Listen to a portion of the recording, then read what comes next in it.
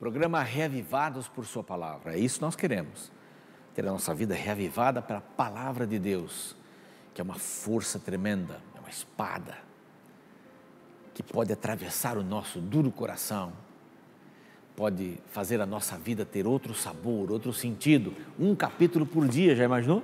Podemos passar a Bíblia toda assim, dessa forma, tirando lições, e só algumas lições, hein? Não dá para tirar todas as lições, porque senão a gente tinha que ir verso por verso. E o dia seguinte, quando lermos o mesmo verso de ontem, vamos ver que esse verso tem um outro sabor, porque nós somos uma pessoa diferente. Então não saia de casa sem ter a sua comunhão com Deus, sem ter a sua ligação com Cristo, através da sua palavra. Uma história, um verso, uma palavra que dê sentido à vida, que possa nos direcionar naquele dia, é isso que nós queremos. Você pode nos acompanhar nas redes sociais, no YouTube. Nós temos lá o canal Reavivados por Sua Palavra. Basta dar um like, compartilhar, é isso que nós queremos. Que você compartilhe bastante, porque a palavra de Deus, quanto mais compartilhada, melhor vai atingir os corações, vai cumprir a sua função, a sua tarefa. Tá bem? E também no Facebook, Reavivados por Sua Palavra, Reavivados por Sua Palavra NT. Conversa com a gente lá, vamos estar esperando. Bom, hoje, capítulo 19, lembram-se que Áquila e Priscila fizeram uma coisa muito legal com Apolo. Eles mostraram para Apolo que havia o Espírito Santo e que havia o próprio Jesus. Uma compreensão maior, porque ele foi educado teologicamente pela palavra de Deus através de João Batista, que morreu antes de Jesus. Teve a sua cabeça decapitada, né? Você sabe a história ali de Herodes, Salomé e tudo mais. Bom, agora Paulo em Éfeso. Lá em Éfeso, eles encontram pessoas que, como Apolo, só conheciam o batismo de João, o batismo que João fazia para arrependimento dos pecados. Não entendiam a era espiritual, a era do Espírito Santo.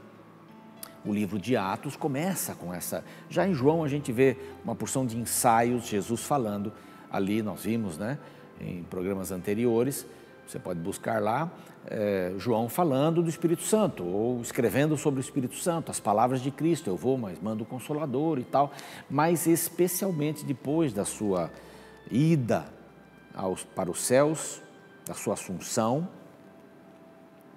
então o Espírito Santo aparece. E a era espiritual, este livro conta as ações do Espírito através da sua igreja, os atos do Espírito Santo. E aqui eles receberam, não tinham recebido o batismo através do Espírito Santo. E Paulo conversa com eles e insta para que eles sejam batizados. Eles responderam que haviam sido batizados só pelo batismo de João. Então lá, vamos completar a coisa. Vamos agora completar a visão. Eles estudam sobre o Espírito Santo e eles são rebatizados. É bem interessante isso. A gente diz assim, não, o batismo é um só mesmo. Mas nesse momento foi importante a doutrina completa que foi exposta. Não, então agora nós entendemos o Espírito Santo, a função do Espírito Santo. Então queremos ser batizados pelo Pai, pelo Filho, pelo Espírito Santo, em nome do Pai, do Filho e do Espírito Santo. E quando eles foram batizados, o Espírito Santo permeou a vida deles. E eles falaram em línguas, a necessidade de se conhecer outros idiomas para pregar o Evangelho aos gentios. Então estava completada a obra ali na vida deles. Eles tinham entendido, de uma maneira mais cabal, o Evangelho do Reino de Deus, Deus Pai, Filho e Espírito Santo. Isso foi uma coisa extraordinária. A Bíblia até diz assim, e eram 12 homens. E o que 12 homens não podem fazer sendo renovados pelo Espírito Santo? Talvez aqui, digo eu, não o Senhor, né? Há uma referência aos 12 discípulos, o que eles podem fazer banhados pelo Espírito Santo. Mais 12 homens banhados pelo Espírito Santo. Deus pode usar um homem, como usou Paulo, Barnabé, Timóteo, Aristarco, Silas. Deus pode usar um homem para fazer um trabalho extraordinário.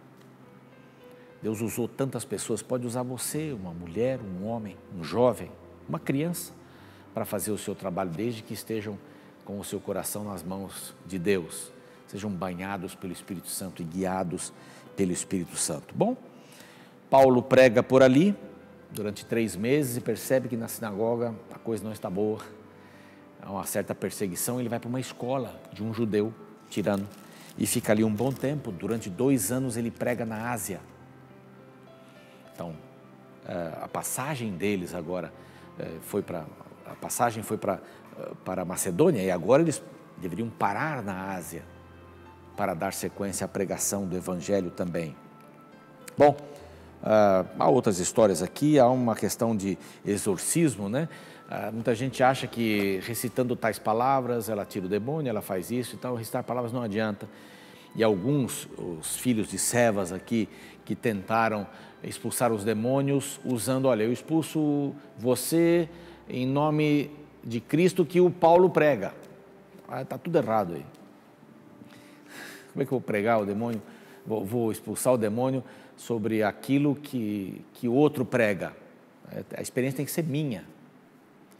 Na realidade, no nosso mundo, mais vezes as pessoas têm problemas psiquiátricos e esses demônios, que são chamados demônios, às vezes são, a maioria, seus problemas psiquiátricos. Mas, como é que eu posso fazer uma obra em nome de outra pessoa? Não existe isso. O ramo é ligado à videira, é o seu ramo, é a sua vida. Então, você não pode esperar que a sua família lhe dê pontos para a salvação ou para a vida espiritual robusta. Não é porque você nasceu numa família de pessoas cristãs, de uma herança cristã, que você vai ter isso automaticamente. Não é porque seu pai é um padre, é um rabino, é um pastor, que você, um líder religioso, que você vai garantir a sua vida espiritual. Sua mãe é uma mulher muito piedosa. Então, não. Cada um para si nesse sentido, né? Na busca, por isso que ler um capítulo por dia, um texto da Bíblia por dia, se alimentar espiritualmente antes de sair para o trabalho, para a escola, para o lazer, isso é fundamental. Como é que eu vou usar o que o outro leu para mim?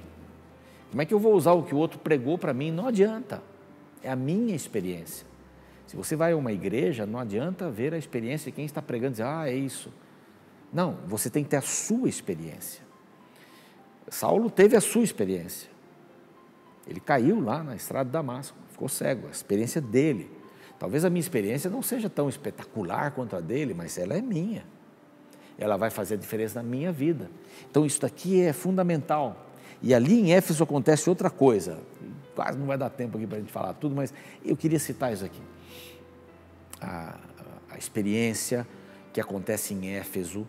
Éfeso tinha lá a deusa Diana, ou Artemis, como era chamada também, e eles vendiam as estatuetas, eles vendiam as miniaturas do templo, que era famosíssimo, ela era adorada em todo o reino, e eles perceberam que pela pregação de Paulo, olha só o que estava acontecendo, pela pregação de Paulo e dos outros, de Aristarco e outros aqui, que estava uma equipe grande que estava lá em Éfeso durante algum tempo, por causa disso, um camarada lá que era o líder, o Demétrio, que era o líder do sindicato, reuniu todos os artesãos e disse, olha gente, nós estamos perdidos aqui, porque pela pregação que estão se fazendo aí, nós estamos vendendo menos, as pessoas estão deixando de adorar Artemis, a deusa Diana, Artemis, que era a deusa da fertilidade, e só sabem lá os historiadores o que acontecia naquela época, com esse ato de adoração a essa deusa.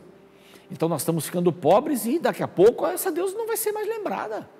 O seu templo não vai ser mais lembrado. Vamos acabar com eles. Fizeram um movimento e foram buscar os que estavam pregando, Gaio e Aristarco, que eu já mencionei. Paulo quis ir lá para ajudá-los, os irmãos o seguraram, falaram, não, você não vai, porque senão eles vão matar você.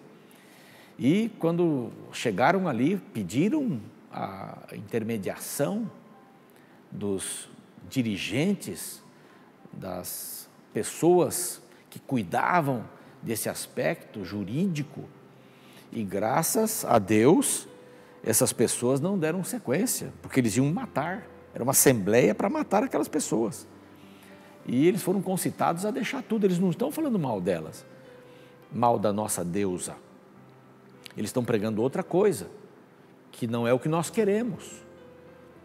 Então, vejam a que ponto chegou a pregação do Evangelho, a mudar uma situação de uma cidade. Eu gosto muito desse texto. A dizer que por causa da pregação, eles estavam mudando a rotina da cidade. E é exatamente isso que deve acontecer com aqueles que pregam o cristianismo. Eles devem ser uma bênção dentro de casa e mudar a rotina da casa onde moram. Eu nasci numa família italiana, tinha um pouco de alemão, mas era mais italiano, sangue quente, muito palavrão, muita ofensa, e depois estavam todos se abraçando, né? Todos se abraçando. Então, essa minha casa, ela tinha que mudar, e eu comecei a mudar, e os palavrões começaram a ser diminuídos, eu não queria mais falar palavrões. Então, o cristianismo, ele muda, ele traz transformações. Essas transformações são doloridas, elas doem, mas são necessárias. Então, uma casa vai ser diferente? Sim, claro que vai ser uma casa diferente. No meu trabalho, eu vou tratar os meus clientes, claro que eu vou tratar meus clientes com mais honestidade. Os meus funcionários, o meu patrão, eu vou ser honesto no meu trabalho, eu vou chegar a tempo, não vou me atrasar, vou fazer o melhor possível dentro daquele horário que eu contratei que faria. Então, a missão de Cristo na nossa vida, o evangelho integral na minha vida, muda. E a ideia é mudar minha casa, mudar minha rua, mudar minha cidade. Aqui mudou uma cidade, e não era uma cidade pequena, Éfeso. Que o evangelho mude você, que mude a sua cidade, que mude o nosso país e o mundo. Esse é o evangelho de Cristo. Vamos orar? Pai querido, transforma o meu coração, muda a minha vida. Muda para que eu possa ajudar outras pessoas a serem transformadas no teu poder.